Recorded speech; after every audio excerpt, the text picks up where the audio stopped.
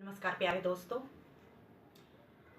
आज मैं आपको सर्दियों में अगर आप सर्दी जुकाम से परेशान हैं तो मैं आपको कुछ घरेलू उपाय बताने जा रही हूँ। ऐसा करने के बाद आप काफ़ी राहत महसूस करेंगे। तो इसके लिए आप क्या करें, एक तो सर्दियों में 2 समय अदरक की चाय पिएं। दूसरा, दूध में हल्दी डालकर इसका सेवन करें। तीसरा, हल्का गर्म पानी पिएं। चौथा, गर्म पानी में नमक डाल के उसके गरारे करें। और आप अगर ज़्यादा इस समस्या से परेशान हैं तो 1 चम्मच नींबू का जूस, 1 चम्मच शहद और उसमें 1 चुटकी दालचीनी का पाउडर मिला के इसका सेवन करें।